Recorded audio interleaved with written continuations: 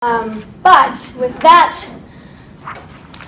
caveat aside, I'll move on to say, what we're going to talk about today. So first of all, Dan will talk about why this is such an awkward but necessary conversation to have between you and any co-founders you're starting a business with. Then we will talk about, everyone likes to think about, oh, is it 50-50, is it 60-40, is it 70-30, and we talk about the split a lot. And people often forget that the way you structure the equity, whatever the split may be, is actually often more important than what the actual split numbers are. So we're going to spend most time going through how do you think about structuring it to both protect yourself as a co-founder, protect your fellow co-founders, and most importantly, protect the company that you're starting. And then we will talk about the emotionally fraught splitting equity, which is always a tough but necessary conversation to have. And I would say if you have one takeaway from this entire presentation, it's that when you're splitting the equity in the company you start, you really just need to make sure you and your co-founders all buy into the same methodology. So figure out how you're going to approach it first, and we have a suggested framework to do that. And then once you're both bought in, you execute, and the chips fall where they do. So. And to start, as Andy said, this is an awkward but necessary conversation. And I think what makes it awkward is that you and your co-founder or co-founders are really deciding what each person is worth to the company. And that can be a very emotional discussion. But if it's something you can't address because of that emotion, that's not a great sign for your company, that if you can't address important issues honestly, you could get into trouble later when you have more important issues facing the company. And if you can't have that conversation and things don't work out with equity, in the best case scenario, what you're going to have is what's called dead equity. And that means that a co-founder has left the company and they have some portion of the company, and the co-founders remaining at the company can't use that person's equity to incentivize employees or bring on additional investors. So that equity is out there, and dead is the term that we use to refer to that. Related to that is you often get resentment. If a co-founder comes on, is there early, puts in a little bit of work, and then leaves with some portion of the company, but isn't putting in that work day to day of building the company that everyone else is, the people still at the company are going to resent that founder who left. And in the worst case scenario, what these issues can lead to is company failure. It's not clear who has control of the company, and these issues of resentment can boil over and ultimately destroy a company. Or you can end up in litigation. There's a movie about it called The Social Network. Yeah. That's pretty much the story of Facebook and what happened with issues. Come on in, we just started. Saves you a lot of money in the future. Absolutely, a lot of money and a lot of heartache, for sure. And Snapchat is another one that has some litigation ongoing. They had an early co-founder that's now suing and likely, going to make out probably pretty well. So ultimately what this really means is you have to have an open and honest conversation with your co-founders early so that you prevent all these potential troubles down the road. Now to get into the structuring equity part, I'm going to talk about vesting, which a lot of people talk about, but some people get it wrong. Want to make sure that it's clear what vesting is and is not. And it's really, probably the most important thing in terms of structuring equity. So what is it? It's the process by which a founder accrues non-forfeitable rights over stock. And how that usually comes out is something known as a schedule, and that's the total time period over which the stock vests, and it's done in installments. There's a couple examples up here, quarterly over 3 years. One of the most common is monthly over 4 years. The other thing to keep in mind with vesting is a thing called a cliff. So that's the period that must pass before any of the founder's stock vests. So for example, you might have a situation in which your cliff is set up at 1 year, which is common, so that if a co-founder leaves before 1 year, they won't receive any stock, but at upon hitting that first year, they'll receive 25% of their stock right then. Here's a quick example. Co-founder of a hovercraft business, Sue, agrees to receive 40% of the company's equity in the form of restricted stock that vests monthly over 4 years with a 1-year cliff. So after 12 years, or 12 months, sorry, Sue will vest 25% of her stock. And every month after that, for the next 3 years, she'll vest the remaining amount, which is 1/48 of her total stock. So, yeah. At the beginning, I put the value of the stock depending on capital or the company, or it just addatory? So we'll talk about that a little bit later. So just in terms of thinking about the concept of vesting, just think about whatever it is, whether it's 100 shares or 1,000 shares or 10,000 shares. You know, your vesting means when you really actually own that stuff. So the dollar value of the stock doesn't really come into play with the vesting schedule. It's kind of like installments. It's a little bit like getting paid your stock in installments. Until it's fully right. Yeah. It means you like when you get something, you have a right to that amount, but only in certain chunks. Gotcha. And the chunk starts when the period begin for the installments. After years. So basically, you're vesting all the time once the period starts. But if you have a cliff in there, you don't actually vest. Sorry, can you explain this to in like another way? I'm not understanding. So Okay. Let's say, so vesting is, I'm going into a company and I get a percentage of the company that I can't forfeit. Meaning forfeit is I can't, like, it is going to be, it's mine and it's mine no matter what happens, right? Yes. Is what you're saying. That means the non-forfeitable rights is it's mine no matter what. Yes. Right? And then so the way to think, usually the way it will look, it'll say you get 100 shares subject to 4-year vesting with a 1-year cliff. Okay. That's what the paper says and looks like. But what that means is you get 100 shares, but you don't really have all of those 100 shares until you've stayed at the company for 4 years and you've earned those 100 shares. So in 1 year, you get 25%, and then monthly after that, you get the small installments until at the end, you have the full 100 shares. Great. So when dealing with employees, if you want to hire certain employees, how would you vest for them to, because I mean, obviously you're a startup company and you don't have, let's say you have no capital to really pay these people. You just want them to design it and help you to become something so that I can start. Right. Yeah. So typically you would set up a similar thing with employees. So they would have a 4-year vesting schedule, and it would work out the same way that if they leave before a year, they wouldn't receive anything. But if they're there for that year, they would typically receive 25% immediately at that year mark. And it's important to note, the reason you vest is to keep people around, right? That's it's to keep people around for more than, a month. Yeah. So I worked for Time Warner in New York City for about 5 years for a record company. And that record company gave me vested stock for, I guess it was a 3 or 4 year period, to which I stayed at that company for 4 years. But they gave it to me at a strike price. It's like, those are options, yeah. Those are options, okay. So it was like $28 over a certain time period, but if it dropped below that amount, then they're worthless.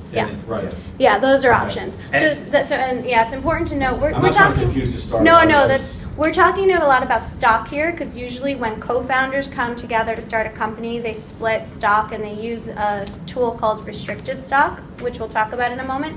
But when you're talking about employees, the most common equity vehicle that's used is options, which are slightly different. That's the right to buy stock at a certain price, which is called the strike price. We're not talking about options today, but a lot of the principles that apply to stock also apply to options. And yeah, and next we'll go through an example that I think will hit this home a little harder. So in this example, Nancy and Sue are going in together on a skateboard hovercraft business. They've decided to split the equity 60-40, with 60% going to Nancy and 40% going to Sue. Nancy then leaves her job to start designing this hovercraft, while Sue continues to stay at her current job, devoting nights and weekends to working on the hovercraft business. After 12 months, the hovercraft is ready to go, and the marketing plan has been developed. So it's time now for Sue, as she promised, to leave her job and devote herself full-time to the hovercraft business. But she got offered a promotion at work, so she decides to stay at her current job. And now Nancy is left in a lurch and has to figure out what to do with the company. So the question is, what happens to the equity in the hovercraft company? In the case of having no vesting, Sue would own the full 40% of the business. Even though she has left the company, she would own 40% of the business, and she would have received that immediately up front upon when they agreed to the split. So if Nancy wants to hire a new person to come on to work with her, she'll have to give away some portion of her remaining 60% of the company to pay that person in equity. Now, with vesting, Sue, because this has been 1 year since they started, she will have vested 25% of her shares. That means she'll own 10% of the business because they agreed to split it 60-40. So the remaining 30% of the business, which Sue has not vested because she has left, that will return to the company, and Nancy can use that to give out to employees, investors, whatever, without having to dilute herself to bring those people on. So, Yeah, what happens if I issue more stocks? Like that person can come and say, oh, now I need 25% of the total amount, or is the amount that it was recently set up? No, when you issue more stock, everyone gets diluted. So if you own, the simplest example is, let's say you own, 100 shares in a business that has only 100 shares out there. So you have 100% of the company. And an investor comes in and you issue them 100 shares for some amount of money. Now you own 50% of the company. Same thing applies with your co-founders. So you don't get the right to sort of gross up to, prevent the dilution unless it's, agreed upon and negotiated upon with the investors. So in this case, she will get 25%, which, if it's in value, will be more value for her. 20%, 10% of the business is going up. Yeah, because the business is growing more. She'll get. Sorry, I'm sorry. What's your question? So for example, in this case, let's say the shares are $1. Okay. Yep. Okay. And if she gets 25%, let's say it's $25. But if we issue more shares instead of 100, let's say 200, so she will get $50. Yeah, as the value goes up, her value, the 10%, whether it's, today it'll be 10%, what ends up happening in any business is, you issue additional shares to investors and employees, and so that percentage is going to shrink, but hopefully the company is growing, so the value of that, even though it's 10% or eventually 8% or 5% or 0.1%, it's still going up. But it doesn't entitle her to more shares. Just the same percentage, the same number of shares. She's still going up. When we're talking about a business that's incorporated or LLC? So it's the same concept though. In an LLC, it's called membership units. So it's not stock, but it's still the same concepts apply, and you can employ these in either way. The LLC or a regular owned company? Incorporation, it's stock in a C corporation, and in the LLC, stock is called units and membership units. And when you start getting very complicated and fancy with your equity stuff in LLCs, costs to manage it definitely go up. especially when you start issuing things like options. So we're not going to go there. But yeah, anything you do in a C Corp, you can do in an LLC. For those that don't know, what's the difference between a C corporation and a LLC? Yeah, so basically, so a C corporation is, there are a few differences. The two main ones are that, so it's really about liability and it's about taxes. So liability is, and actually it's not really different between LLC and a C Corp. So if you don't incorporate at all, you're exposed, you're personally liable for anything you do as a business, right? So if something happens to your customer and they slip and fall and they come sue you, they can take your car, it's horrible, that's why you want to organize. With either an LLC or a C Corp, you get that liability protection. Now, what's really different about an LLC to a C Corp is the way taxes are treated. So in a C Corp, it's called a two-tier structure. So the corporation pays taxes, and then the owners pay taxes on any dividends paid out. With an LLC, it's known as a disregarded entity in fancy tax speak, and the profits or losses flow through to your personal income statement. If you're raising venture money, you have to be a C Corp. You probably have to be a Delaware C Corp. If you're not, then that definitely you are able to consider LLC options. So it's a very long separate conversation. So I try to sort of just package it quickly, but we actually have some blog posts on our website. Yeah, which we can definitely, if anyone wants to learn a lot more about the different types of entities, let us know and we can direct you to really easy reading material about it that doesn't use fancy lawyer speak.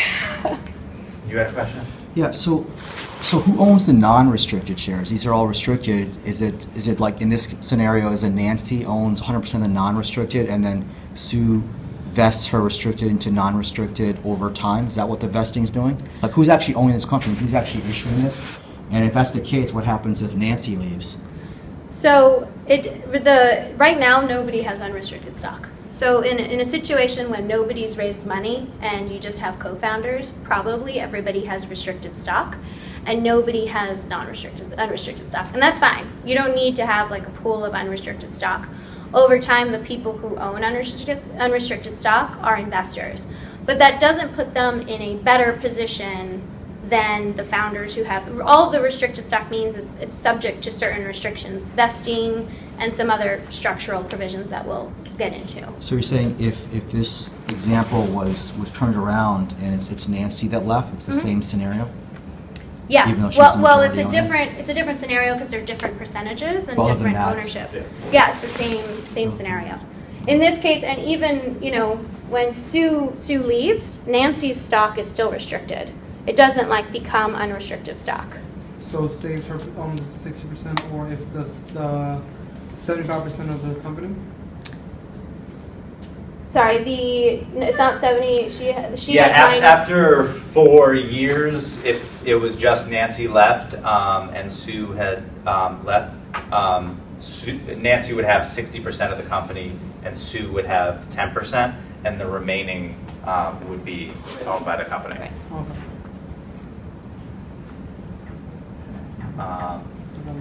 Yeah, and just ultimately, vesting protects each co-founder against co-founders who leave early and don't put in the work to really build a company. So and this is to your point, asking about restricted stock.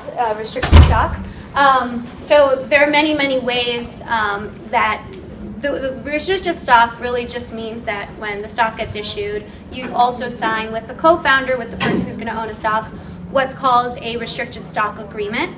And that agreement, along with the shareholders agreement, will include all of these sorts of structuring considerations, as well as the vesting that we just went through. So I'm just going to explain some of the different structures that you use as part of those agreements to really protect all of the co-founders and the company.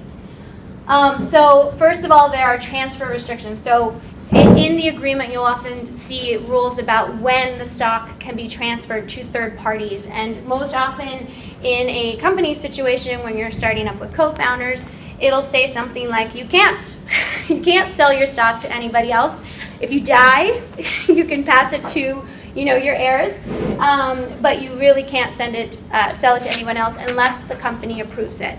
And what that does is it really protects other co-founders from owning the company with strangers, right? It would be sad to start a business with your best friend and, they sell their company and suddenly you're very close partners with, I don't know, somebody in Minnesota. Who knows? Yeah? Sorry, can I customize that in the papers of the company, or that has to be like that? No, that's all customized. Oh. These are just used. Yeah, sorry. I don't mean to say this is not required.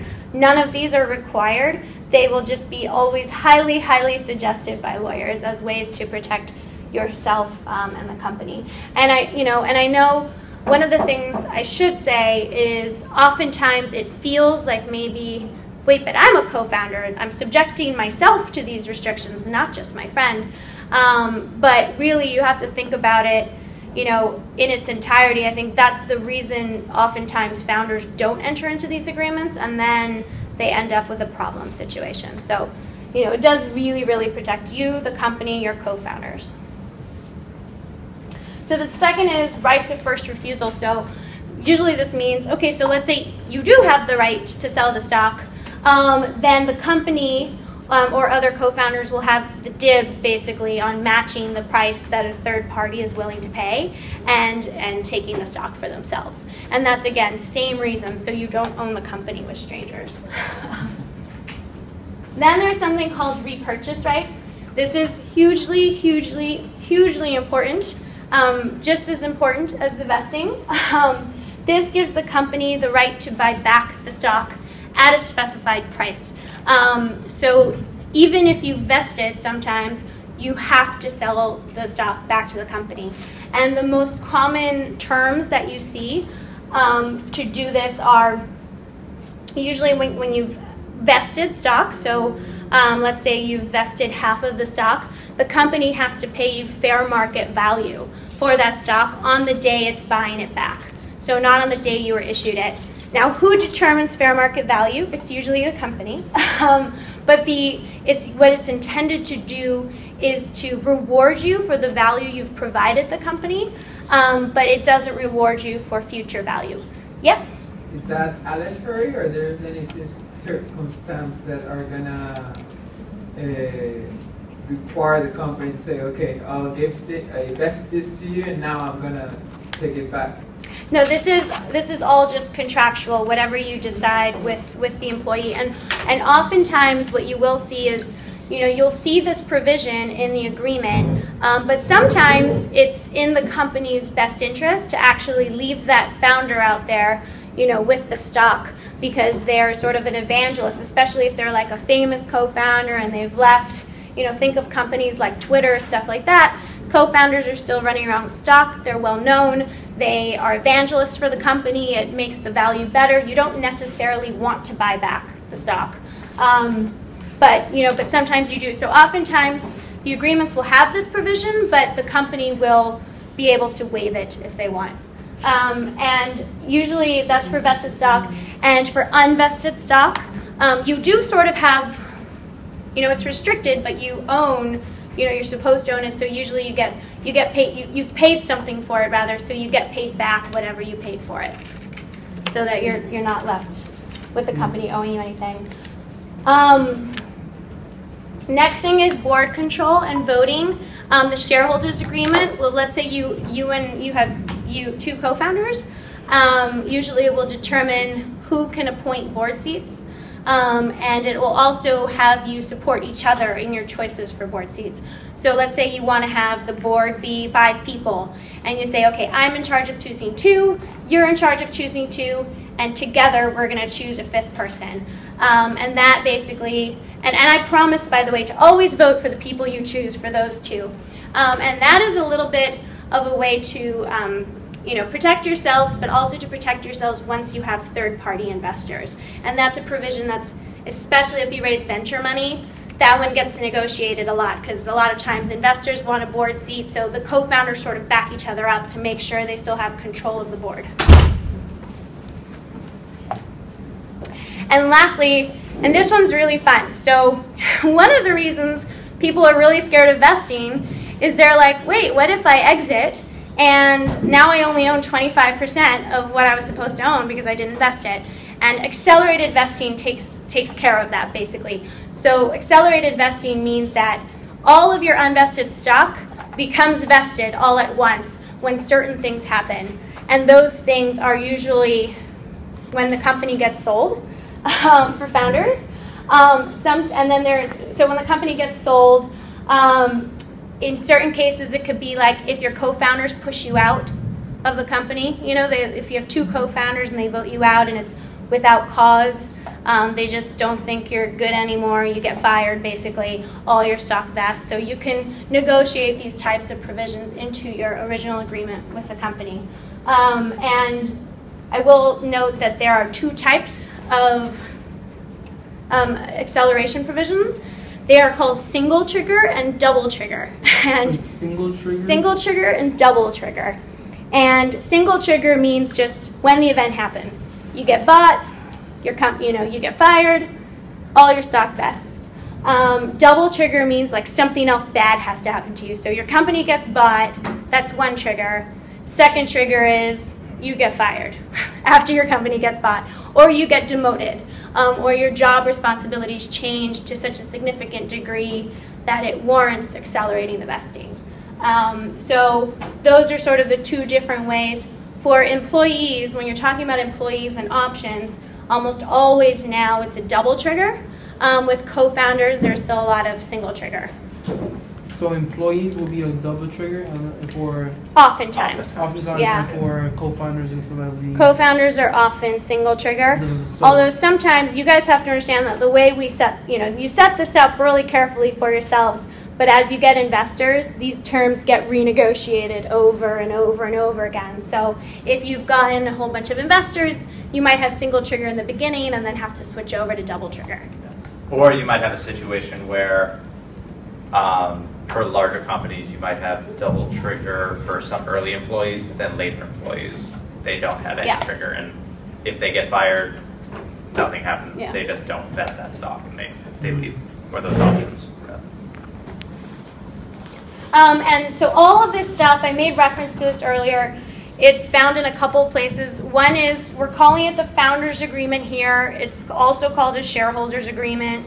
In LLC language, it's called an Operating Agreement. It's all basically the same, one big governing document that governs how the company is run by the owners. And the other one is the Stock Restriction Agreement. So when you are issuing restricted stock, if you were issuing just regular stock, that agreement just wouldn't exist. You would just have a stock purchase agreement that says, I give you $5, you give me 10 shares. With the restricted stock agreement, it's saying, I give you $5, you give me 10 shares that are subject to these 10 things.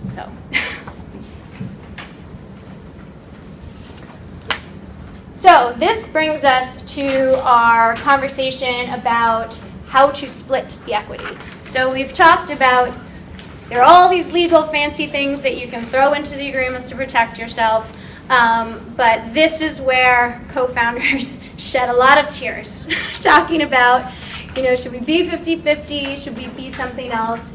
And most people out there, when they decide to split equity, do split it 50-50. It's usually the wrong answer. And people say that all the time. Really, really successful people who have done 50-50 and other arrangements pretty much have come to a consensus that 50-50 is very rarely the right answer. And if it is the right answer, 51-49 is a much better answer. Because somebody at the end of the day has to be responsible to make a decision. So even if your economic stake is almost exactly the same, it's good to have somebody with one extra vote who can actually make the decision to move the company forward. So why do founders like even splits? We hear this stuff all the time because we talk to a lot of founders. A lot of people say, oh God, I just became friends with this person, we're starting this business, I don't want to cause like this emotion, this trouble to have this conversation. And the answer is, if you can't handle this, you probably can't handle running a company together. Because as big as this decision seems now, way more important decisions down the line once you get the ball rolling. The second is, We're all equals, so we get the same amount of equity. We're all equal in life. We're not all equal in business. People bring different skills to the table, and those skills are actually valued differently depending on what the kind of business is. And so, you know, that doesn't really hold water when you're thinking of it. One is, hey, it's simple. I don't have time for this. I'm starting a company, and you want me to spend time thinking about how to split my equity? You know, it's not easy. It takes a little time. You have to get the buy-in from all the co-founders, but just getting it settled and getting it off the checklist is much better. And if you don't, it will cause trouble down the road. I can't tell you how many companies we've seen never get off the ground because they don't do this, and then they hate each other in 3 months, and then it falls apart. And lastly, they say, oh gosh, no, but I'm starting this business with my best friend. We want to make every major decision together. We always agree. And that can really lead to company paralysis, which is why I say even if you go 50-50, you might want to consider 51-49 so somebody can prevent that paralysis. Yeah, Question? some of this is the criteria are subjective. So, and all others will say, okay, money over know-how. So how do you put in place that? Yeah, so I'll make a distinguishing factor. This is all, we're talking about what we call sweat equity here, right? So, and we're going to talk about the individual pieces, but I do want to really clearly divide. There are skills you bring to the table, and then there's cold, hard cash you bring to the table, and those two things should be treated differently always, and our framework treats them differently. Not valuing one over the other, just that those two things, you know, 40 hours a week does not equal $500 from somebody else. So they're impossible to compare. So we'll go through all the different factors to think about with sweat equity, and then we'll talk about the cash part separately. Are you also going to go over what happens when you get your first investor, how anything changes or how you modify your framework? So that is we have like separate frameworks for that. That's not included in this framework. This is really about co-founder equity splitting, not dilution caused by incoming. But we can definitely share information Yes. with that. We have that. Yeah, we on our have call lots as well. of good info about that. Yeah, so moving forward, these are the things that we think are the important factors to consider when splitting equity. So the first one, what role is each co-founder going to have in the company? Typically, CEOs, you know, they have the most responsibility. That usually means they deserve, you know, more equity than someone else at the company. And typically, generally, C-level roles, so CEO, COO, Chief Marketing Officer, Chief Technical Officer, they would receive more than someone who's just, say, Marketing Director or something like that. Next one, who's working full-time? Who's really putting in, you know, all of that work to make the company a success? Those people working full-time should get a bit more than those who are just doing it part-time. And, you know, execution is definitely like the most important thing when it comes to a company, but ideas also matter. So if someone came up with the idea, they should get equity for coming up with that idea. And we'll get into this in the next slide, but talking about these things, you know, you can, if more than two people came up with the same idea, they would both get equity for coming up with that idea. It's not like, oh, one person can be each one of these things. And again, so yeah, on the execution point, whoever built a prototype or built an early app, they should be getting more as well. It's important to note, can't read it at the bottom, but if someone's creating intellectual property for the company, it's very wise to have them transfer that intellectual property to the company and not continue to own it individually. Because if that co-founder created this amazing technology and then leaves the company, they can take that technology with them. Whereas if they've given it to the company, assigned it to the company then owns that technology. That's also related to trademark, patents, and something similar. Yes, exactly. Yeah. And Typically, even code. So Yeah. we don't, code is not something you necessarily go out and get a protection for from the government, like IP, but it's IP. And so if somebody spends time coding, you want to make sure the company owns that code. That's the most common thing you see at this early stage. Yeah. Most companies raise outside capital from investors. So if there's a co-founder who has access to capital, then they should be getting more. And important thing to note, this doesn't mean contributing money themselves. This means having connections to venture capitalists who can bring in more money. We'll discuss that distinction of what happens when someone brings money themselves as a co-founder. Expertise in the industry, if someone has, if it's a telecommunications company and someone's been working in that industry for 25 years and knows everyone in it, they're bringing a lot of valuable skills and relationships that should be compensated for. Similarly, contacts in the target industry, they're very similar to expertise in the industry, but if you already have relationships with people that you're going to be selling to, then that's something that should get more equity as well. And who is critical to launching the product? Oftentimes this is a technical person who's actually building the product. So if you're launching an app, the person who built the app should be getting more as well. And the other side of that, the people who are generating revenue should receive more. So the person who's going to be going out and doing all of those initial sales, they should be getting more and compensated for doing that work.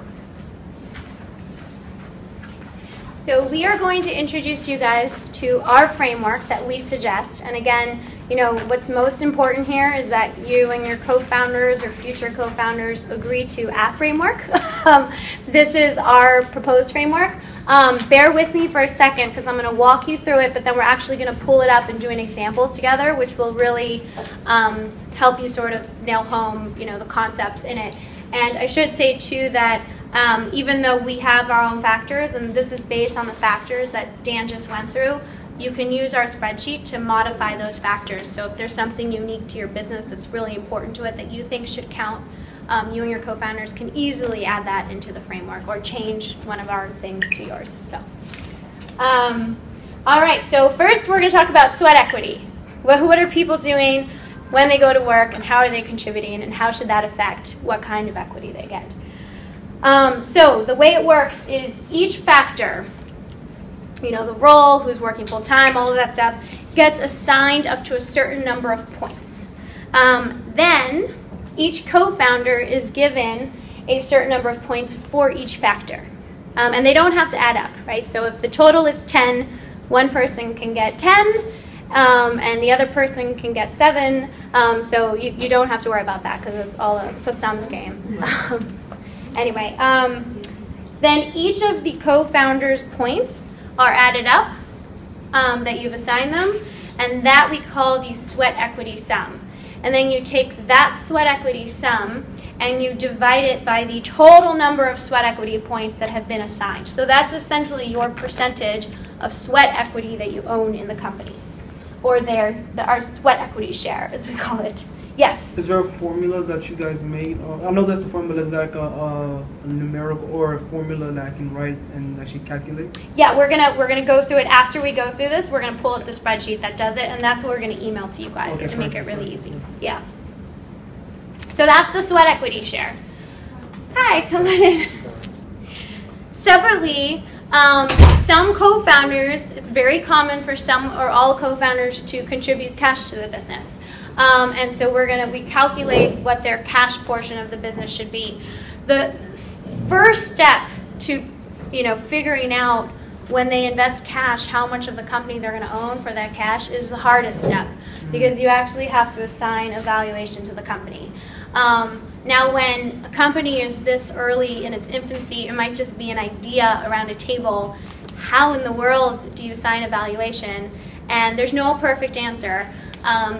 You look around online, I guarantee you, you will always see that every idea is worth $5 million. It's unreal. It's clearly wrong. It's unreal. So one of the things that I've come up with to think about what the value of the business is, and it's by no means perfect, but I think it's the best approximation, is what is the value of everyone's time that's doing the company. So if there are 3 co-founders and they've all agreed to contribute at least 1 year of their time to getting this thing off the ground, and each of those people can make $50,000 a year outside of that, then maybe, just maybe, the value of the company today is $150,000. It's not perfect. It's my preferred way of thinking about that. Without, you can add stuff to it. I mean, obviously, if there's a patent or something like that, you can, add numbers to it. But otherwise, it's so difficult to assign a valuation to this company. I think the time value of people's time involved in it is key to figuring that out. So once you've got that valuation, you then basically, that is your pre-money valuation. So let's say there are 2 co-founders and they each make $100,000. They're leaving their jobs to do this for a year. So you've decided the pre-money valuation is $200,000, and one person is then going to contribute $100,000, right? So you're going to add that $100,000 to the $200,000, and that gives you a post-money valuation of $300,000. And the person who put in $100,000 automatically has 30% of the business, because it's 100,000 out of the 300,000. Got it? Okay. So we're gonna go through an example, and so that is the sort of actual cold hard cash portion of the business. Again, though, by no means, I really like our framework. We've had a lot of people use it to great success, that they feel it's fair, but it's most important to have everyone agree to the framework used. Yeah, question? So, factor, what is a factor? So a factor is like those things that Dan went through. Like, we're going to go through the factors right now. I think it'll clear them. My other question is the point. So what's the factor, what's the point? They're both in the framework. It's going to be really clear. Yeah. Yeah? Have angel investors agreed with your framework? Excuse me? Have angel investors, like, yeah, I mean, we've talked to a bunch of investors about it. We've actually done presentations just like this where investors are present, and people are a fan of doing it this way. A lot of times you'll be able to Google around and see frameworks. One thing that's unique about ours is the fact that we account for both sweat equity and cash, which are commingled at the beginning of the company. Yeah. So I'm dealing with arranging a board of directors and strategic partners as well as angel investors. And one of the ways that I did my pre-money valuation is by looking at a competing business, getting their revenues, their users for a mobile app, and kind of figuring out where I think I would be in a year or 2 years' time. Is that an accurate way to maybe do a pre-value? Yeah, I mean, I think that's, if you can get that data. I think the problem for most people doing that is it's really hard to get that data. But if you happen to know that data about your competitors, then yeah, that's absolutely a legitimate way of doing it. And saying, hey, in 1 month we're going to have these revenues. You have to discount that back, of course, but you definitely. The way I've done it is not by looking at their revenues, but more or less looking at the funding that they've raised and what I estimated the equity that they gave up for that funding. So if they gave up $2.5 million, if they took $2.5 million investment for 20%, their company's valued at $12.5 million. The only thing is you do have to be a little bit careful with the valuations provided, especially by venture capital firms, because the valuation is actually a function of their required IRR internally for their fund. Sorry, this is getting very complicated. But yeah, so it's hard. It might be hard to get co-founders to agree to that, but if they do, it's better for you. so go for it. I mean, I think it's ultimately a negotiation between you and your co-founders, and I think those are all awesome data points to have. So, okay, so let's see if we can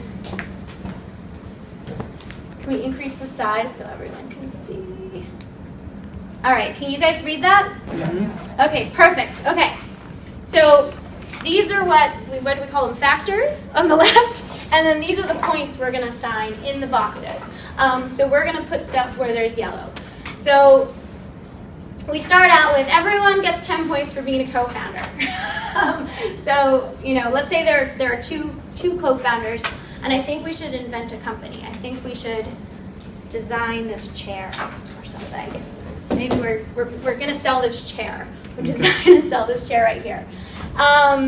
So who would like to be the CEO of this chair? Solomon? Okay. Solomon, you're the CEO Okay, so you're of this founder business. one. You're founder one. Who would like to be founder two, but doesn't get to be CEO? What's your name? Gregory. Gregory. Okay, Gregory. So you'll Do each- you have a specialty in real life?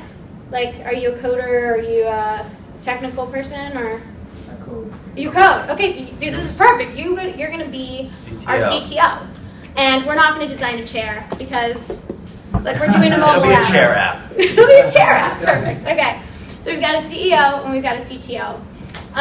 Full-time employees get 10 points and part-time get 0. So are both of you working on this business full-time, or is one of you still have a job somewhere else and you're kind of moonlighting on this business? I'm full-time. You're full-time? Part-time. Part-time, all right. So 0 points for being part-time. So when you think about generating idea, let's switch this up a little. Gregory came up with the chair app idea because he was sitting around, he was really uncomfortable in a chair, and he was like, we need an awesome chair app. But I guess we should say at the same time that Solomon helped with the idea, but it was less his idea, so he can get 2 You get like points. 2 points, right? So this is what we mean. They don't have to add up to 10. You just are assigning up to 10 for each person. It's like saying, what would you rate me from 0 to 10? Yeah, exactly. Yeah. So if you really came up with the idea together, each of you contributing about 50% of the idea, you both get 10 points. You wouldn't each get 5. Okay. Yep. What about if one came up with the idea, but the other one came up with how to monetize their? Yeah, to improve it. Yeah. Well, then that's part of the idea. That's part of it. Also, you've been giving maybe like a 7 if he Yeah. gave Yeah, you you can a get like a good chunk 10 of- and a 7, or 7 and a 4. You know, you can switch it So up. you have to, It's all how the numbers are relative to each other. who determines the numbers? The It's 2 a co-founders, negotiation you between guys guys. discussing. So, and we'll talk a little bit about how we've seen companies do this successfully with a few different strategies when there's multiple people negotiating. So, ideas are important, execution's way more important. So, you know, Gregory came up with the idea, but Solomon went out and actually like did a whole proof of concept because, you know, Gregory was busy at his job, and so, you know, Gregory gets like 2. And Solomon here, let's say, gets like 8 or something. So, I don't know, let's pretend here Solomon, he like knows a ton of angel investors. Like, they love him, he goes to parties with them, he's gonna be the person who's gonna go out and raise a bunch of money. So you've got 5 points for having access to capital, and you know, in this case, maybe Gregory, you don't have quite the access to capital, but like, you are in with one VC firm, and so there's a good chance you're at least going to get a meeting. So we don't want to discount your access to capital entirely, so we're going to give you 2 points. So, with a person being from 1 to 2, does each number going up have a bigger weight? Like, how big of a weight do you It's out of the determine? total. It's out of, all of these things we're going to show you. No, what I'm saying is, like, if he puts in, how do I know, like, to give him too much or too less of a number to grade him in a sense?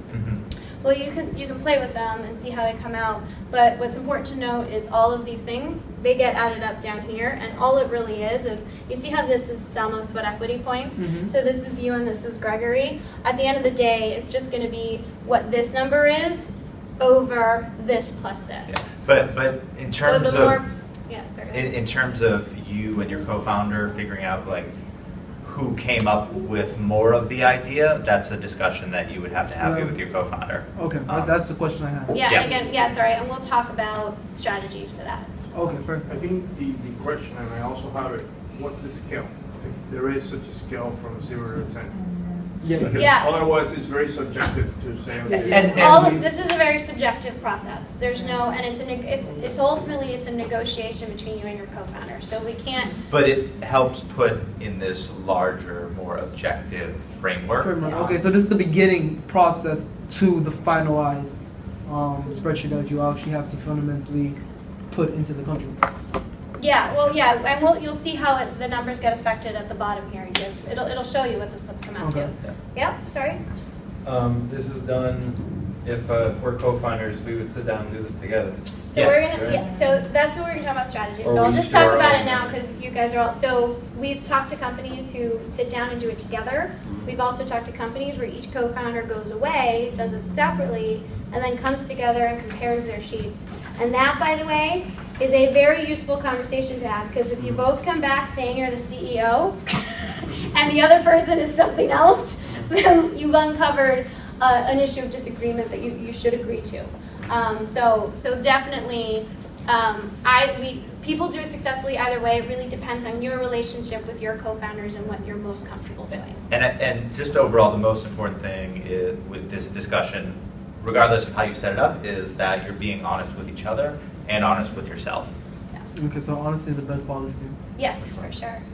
So just to finish out these, so this is just up to 5 points for each of these. You know, expert in the industry. You know, you're neither of you is a super big expert, but you've learned a little about it. Yeah. So 3-2. Contacts in the industry. I don't know, maybe Not much. not yeah. much.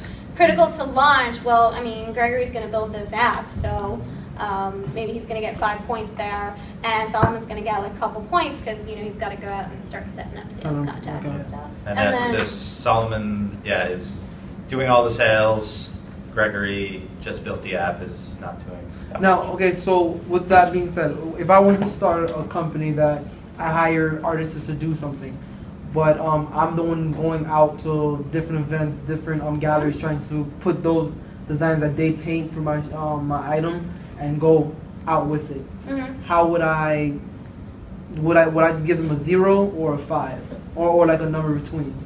Wait, so those people who did work for you wouldn't be co-founders?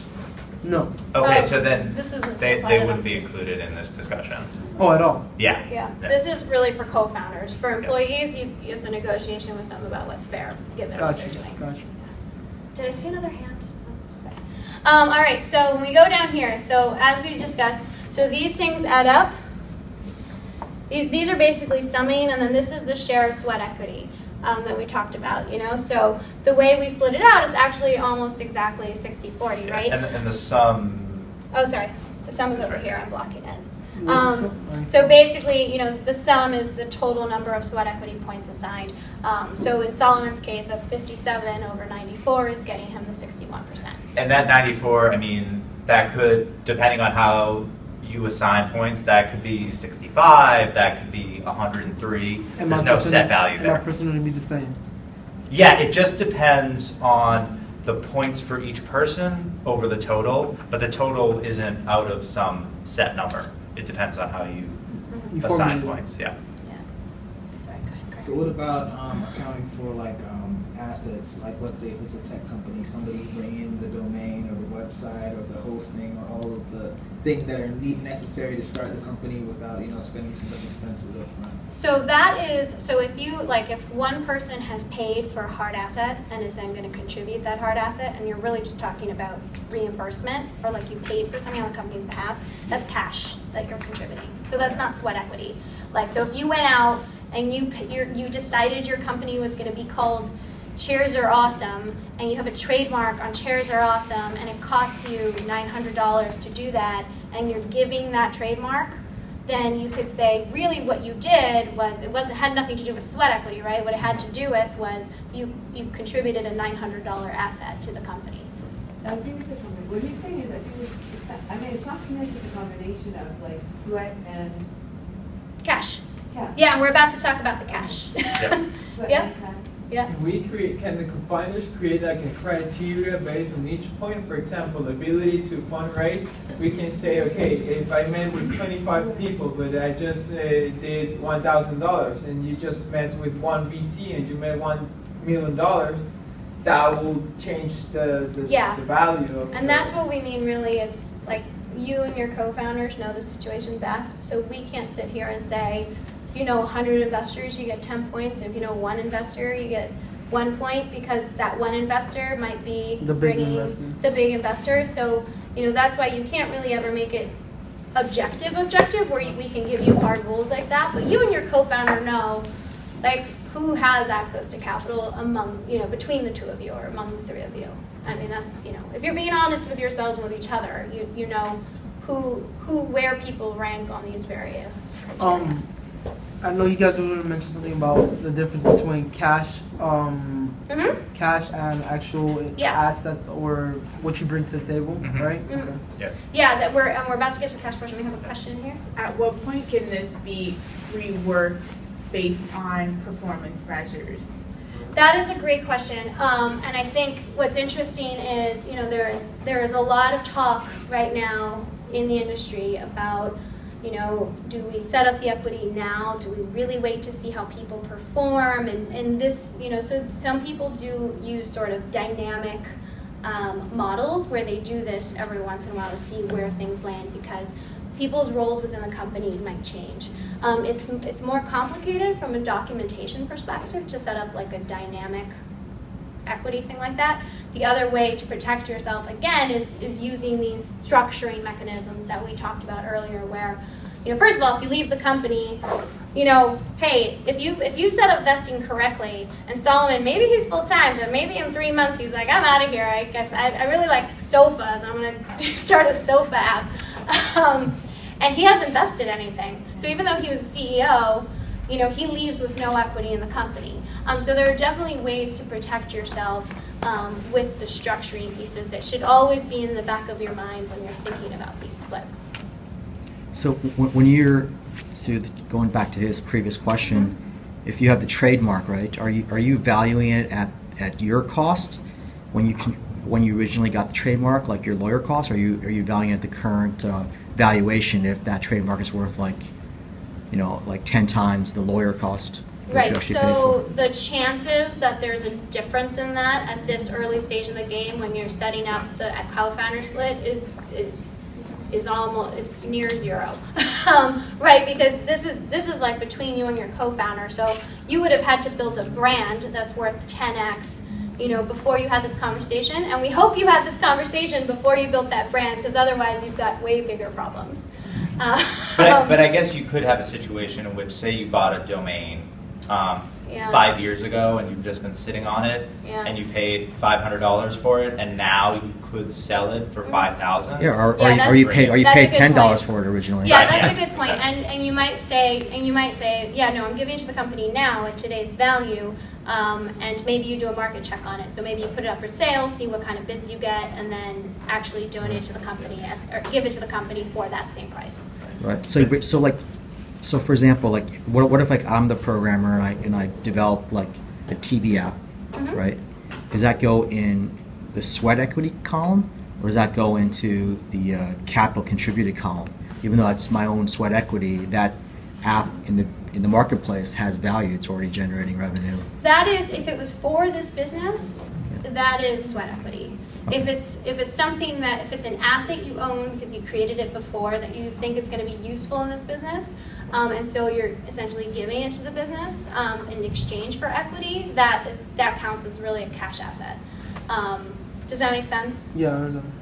To you? Like, so maybe you built an app, you built all this technology like 10 years ago, and it's just been sitting around, and like, I actually think most people realistically are just going to count it as sweat equity, but maybe you think it has some value in the market and you're trying to decide whether to sell it or whether to give it to this company that you think is sort of interesting and you're thinking of joining up. In that case, yeah, you'd have to assign a value to it and count that as cash. And I think, it's important to distinguish, because people do give things to companies all the time. Maybe they have, like, I don't know, maybe they have the whole warehouse that they're going to use, and they're basically, rather than collecting rent from another tenant, they're giving it to the business. So, that is cash. That's not sweat equity. Those are things you're giving to the company. So in this case, let's pretend there are no assets, because valuing them can get tricky and is its own negotiation. Let's pretend here that Gregory is going to give, $50,000 to the idea. So he's putting in cash, and what we've done here is we've assigned a $200,000 pre-money valuation to this. Again, this is going back to what I said before. That is the most ambiguous part of this. We used the time value, thinking maybe the two co-founders would each earn $100,000 over the course of the next year. So we said it was $200,000, but it definitely can be something different if negotiated between the co-founders. And so, when you think about the value of capital contributed, so that's $250,000 in total post money, so 50 out of the 250 in terms of the non-sweat equity, the cash that's 20, that means that Gregory owns 20% of the non-sweat equity, but the sweat equity is still out there. So this is basically the balancing portion of that. So basically we've taken the sweat equity here, which comprises 80% of the company, because if you have, by the way, we should note the way we get to this 80-20 is the sweat equity is the entire pre-money valuation of the company, right? The So the sweat equity Is the value the present value. is the present value of the company, yes, before Gregory put in his $50,000. And then the $50,000 is the non-sweat equity. So of the total $250,000 value of the company after Gregory put his $50K in, 80% of that was the sweat equity, and 20% of that was the non-sweat equity. So basically, you have to, average these out. It's basically like a balanced effort. Yeah. So so if you look at the sweat equity, Solomon has 61% and Gregory has 39% of that ratio. But say this company is worth $2 million. Let's see how it changes. It still increases by the 50,000. Yeah, it does. It still increases by 50,000, but now the vast majority of the company's value is tied up in the sweat equity, not the $50,000. So pretty much saying the more money is being put, the decrease in certain percentages of the non-sweat equity vested person, I guess, in a sense. Depending on how much you put in. It depends on what the pre-money value of the company is. Yeah, depending on how much. Yeah. Okay, gotcha. Yeah. I'm sorry, can you just go over, can you just go over how you came up with the 80-20? Yeah. Here, yeah. So let's put it back to $200,000. So basically, because we came up with a pre-money valuation of $200,000, that before any cash was contributed to the business, that whole amount is the sweat equity value of the business, right? Then we put in $50,000. So the total value of the business is $250,000 of it, but 80% of that is tied up in the sweat equity, and the other 20% is tied up in the cash equity portion. So that's how we got the 80-20. So as those numbers change, the actual relative values of them within the company change. So that's why. So basically, Solomon started with 61% of before we had any cash, he had 61% because all of the value, 100% of the value, was tied up in the sweat equity. Now, because only 80% of the business is tied up in the sweat equity, it's really like 61% of 80%, and so that's how you get the 49% there. Oh, okay. Yeah, so if Gregory then puts in 0, yeah, you'll see all of the business. All of the businesses sweat equity. And and then this is based on 2 co-founders, so quickly add in a third and just assign them some random points here, and we'll see how this changes. So they got, 24% of the business now. And then again, once people start making cash or asset contributions, that's when it goes up. That's when this portion goes up, and then the percentage of sweat equity will go down accordingly. So now Gregory put his 50,000 back in. So even though Gregory only had 30% of the company when it was just sweat equity, because he put in that 50K, he's going to end up with 44% of the company. Yeah. So how do you, in the spreadsheet, how do you account for early co-founders versus later co-founders? So this is really early. This is like early co-founders. This is assuming you're starting a business together. This is like when you're first setting up the equity in the business. Beyond that, it's usually actually like a simpler negotiation, and it's, you know, you can use this to guide you to getting to the right number, but you know, a lot of these factors change over time because, you know, let's say you've raised capital already, you've got the idea, you've done a prototype, like you've done all of these things that are factors in this, and it's a year later and you're finding some folks to join the business. Even if, you know, even if they're co-founders, it might be more like an employee relationship or whatever. Interesting. So I realize that we're discussing co-founder equity share negotiation or calculation. I'm in a process, I'm sure there might be some people in this room who are in a process of bringing on strategic partners to which I'm giving a performance-based equity. Yeah. But then there's which is pretty easy to determine based on a certain time period or performance period. Yeah. But for my board directors, I know that it's typical to give them anywhere from half a point up to 4 points, usually half a point to 2 points, right? And that could be, and that's obviously a vested time period. Is it common or uncommon to also add performance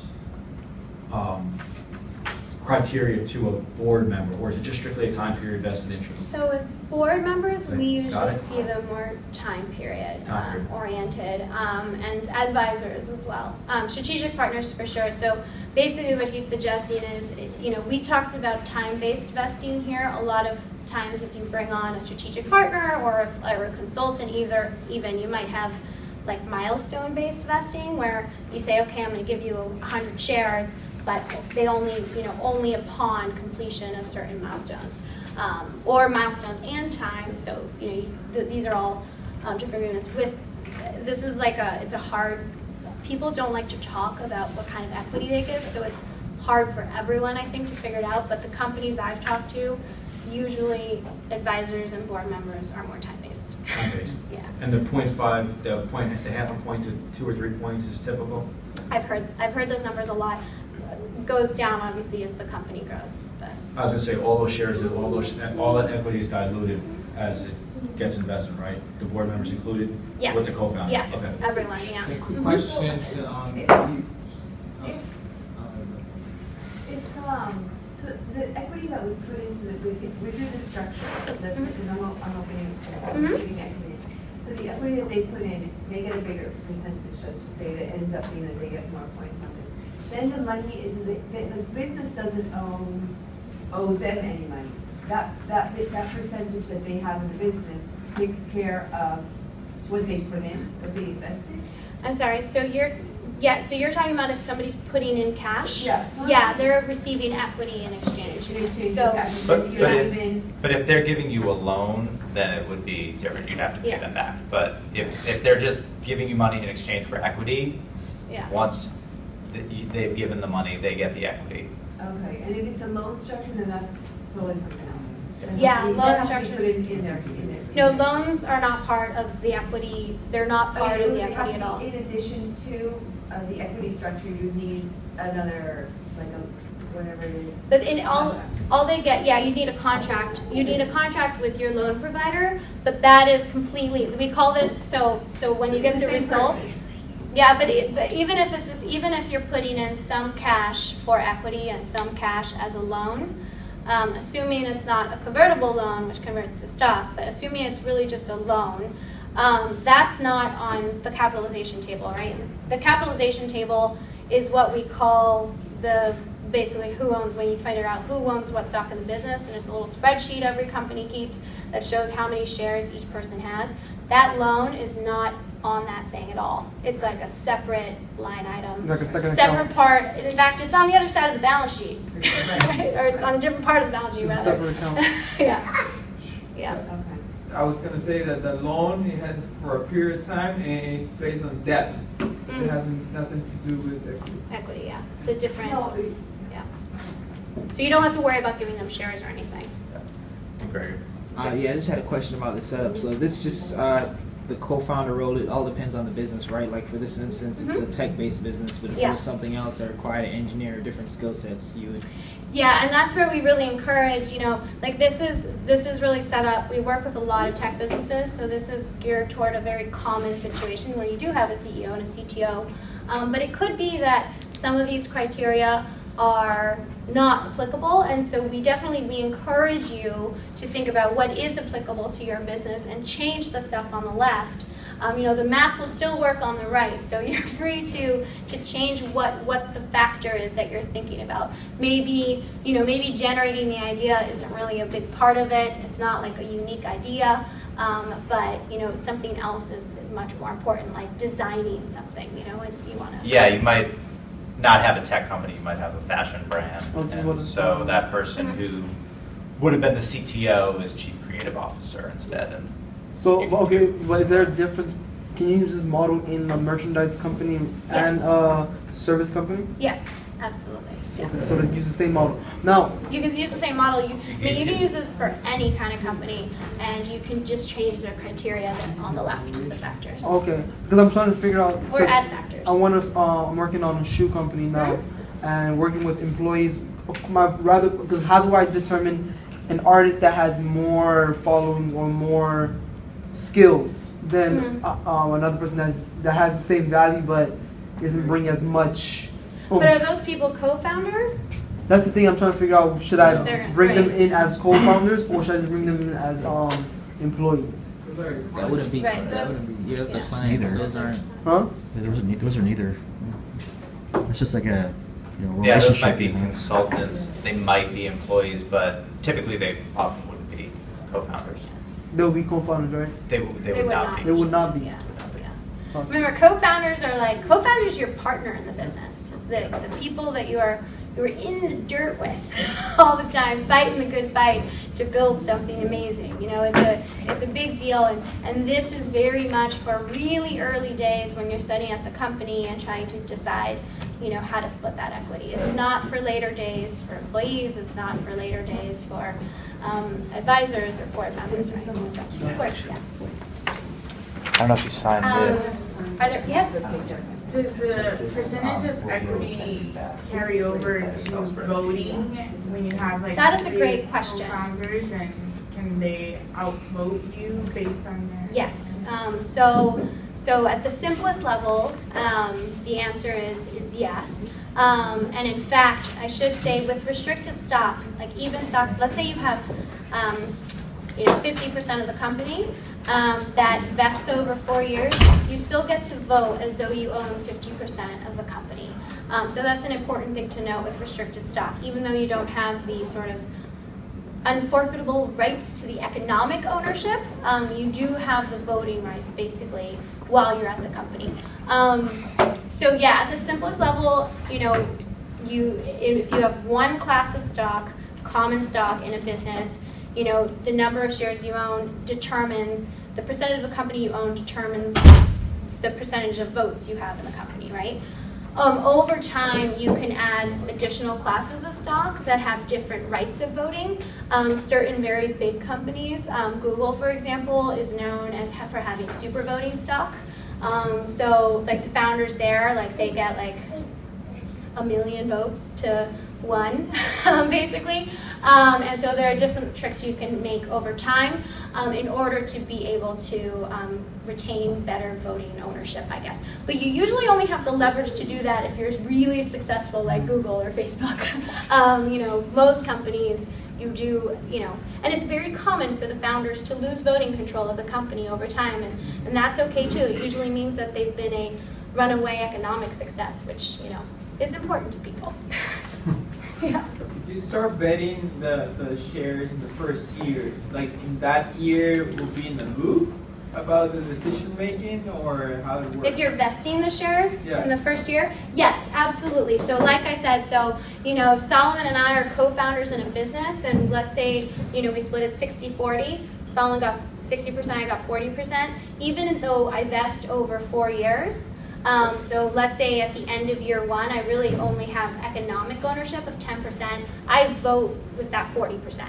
So there's a difference there when you're talking about restricted stock between economic rights and voting rights. And so in a sense, voting rights outweighs a little bit more than the economic rights if you don't have reached that full potential of the period. But when you leave, though, you lose that stuff. So the unvested stuff, because you're giving it back to the company, you're not you're going to lose those. It's like the benefits of the company. In a sense. It's more It's a little bit different. I wouldn't compare it to benefits. It's more just like, you know, you don't have to worry about not being a full decision maker in the business, even though your stock vests over time. Okay. Yeah. Are there any other questions? I also think, by the way, guys, you know, I think this interesting conversation about voting rights, there's a really phenomenal book called Founder's Dilemma. I highly recommend you all read it. It's actually by one of my professors at Harvard Business School, and one of the things he talks a lot about founders struggling with is the notion of king versus rich. And this is something that founders come up against all the time. You have to understand who you are. Would you rather be the king or would you rather be rich? And so, you know, it depends on you. Do you really want to retain control of the company and dictate it because of your voting rights? Or maybe that doesn't matter to you and you want to raise a bunch of money and get really rich, but maybe you lose control of the company over time. And that is, those two things are rarely do you both get to be king and rich. So understanding that about yourself and which matters more, which is more important to you, will dictate a lot of the decisions that you make around the business. So it's a great book. I don't normally plug books and stuff, but it's one of my favorites. I read it a ton early days, and it's just really, really helpful for understanding yourself and just reading about other people going through the same stuff. Because starting a business, like Elon Musk says, is like eating glass. And everyone's going through the same sorts of highs and lows and challenges and, you know, great things. And so it's good to learn from other people. And what's the name? Founder's Dilemma. And by who? It's Noam Wasserstein or something. I just spell that? Wait, I'm confusing Noam Wasserman, N-O-A-M-W-A-S. N-O-M. Just search up Founder's Dilemma, it comes up immediately. Okay. Nobody else. It's the most famous book on the subject, so. Any other questions?